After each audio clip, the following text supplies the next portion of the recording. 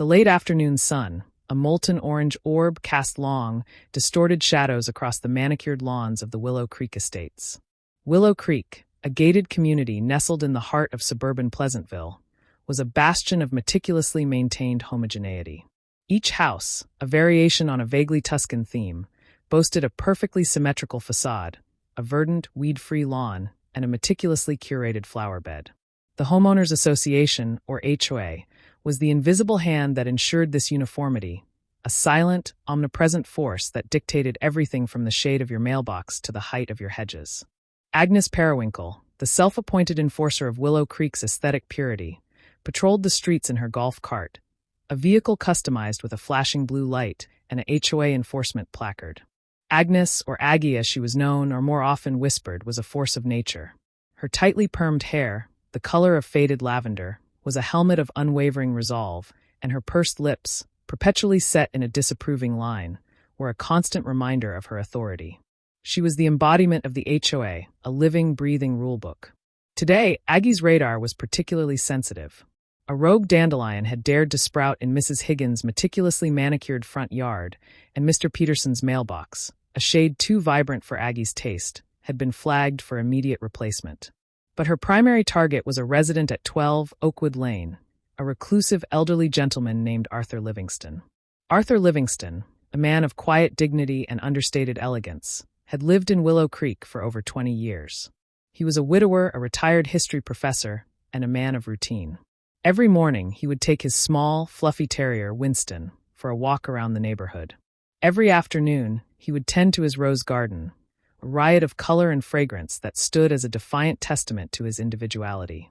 And every evening, he would sit on his porch, a glass of iced tea in hand, and watch the sun set over the manicured landscape. Arthur, however, was a thorn in Aggie's side. His rose garden, while beautiful, was deemed excessive by the HOA. His mailbox, a vintage brass model, was non-compliant, and his refusal to replace his weathered porch swing, a relic of his late wife's childhood, was a blatant act of rebellion. Aggie had issued numerous citations, each meticulously documented and delivered with a flourish. Arthur, in his quiet, unassuming way, had ignored them all.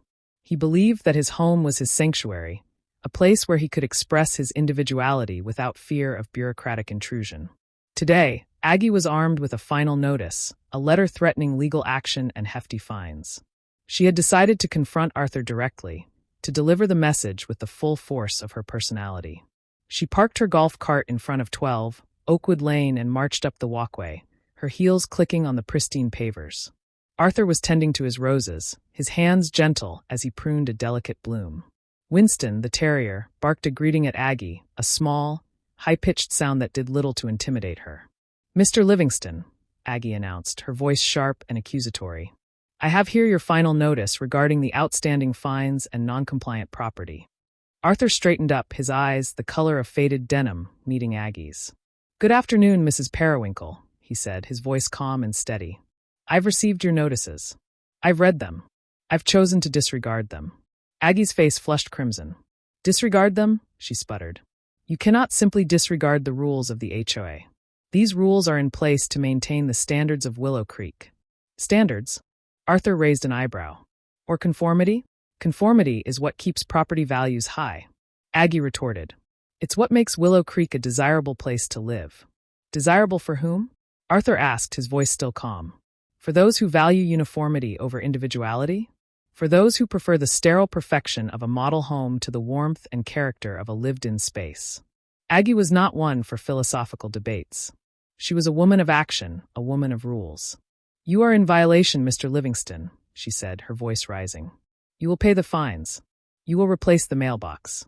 And you will remove the excessive foliage from your rose garden." "I will do no such thing," Arthur replied, his voice firm. "This is my home, Mrs. Periwinkle. I will decorate it as I see fit." Aggie's patience, never a particularly robust virtue, snapped. She reached into her golf cart and retrieved a clipboard, a weapon of bureaucratic might. "Then I will have no choice but to escalate this matter," she declared, her voice trembling with righteous indignation. "I will file a formal complaint. I will seek legal action. And I will ensure that you pay every penny of the fines, with interest." Arthur remained unmoved. "Do as you see fit, Mrs. Periwinkle," he said, turning back to his roses. but I will not be intimidated. Aggie, her face a mask of fury, jabbed a finger at Arthur's chest. You think you're above the rules, don't you? She hissed. You think you can do whatever you want. Arthur took a step back, his eyes narrowing. I think I have the right to live in peace, he said, his voice low and dangerous.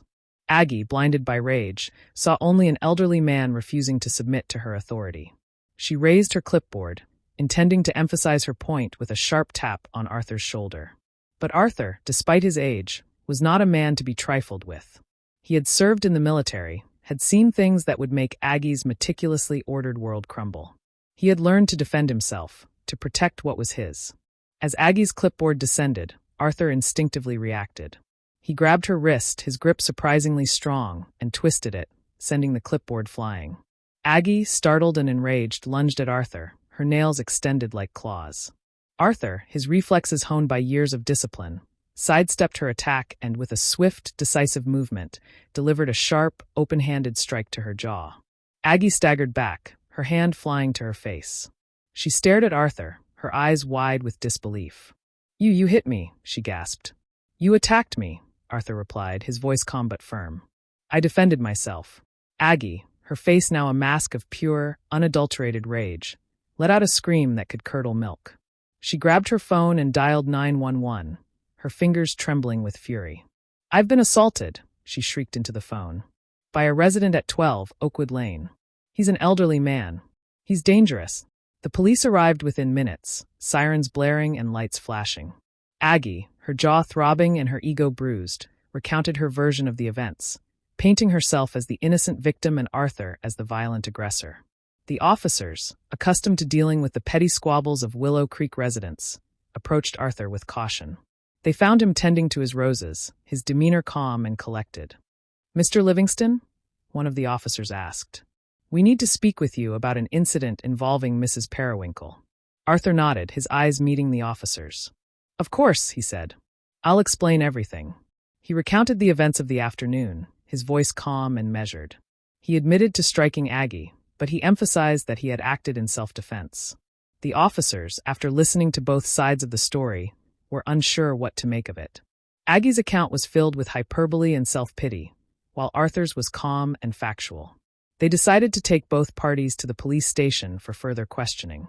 As they escorted Arthur to the patrol car, a small crowd of Willow Creek residents had gathered, drawn by the commotion.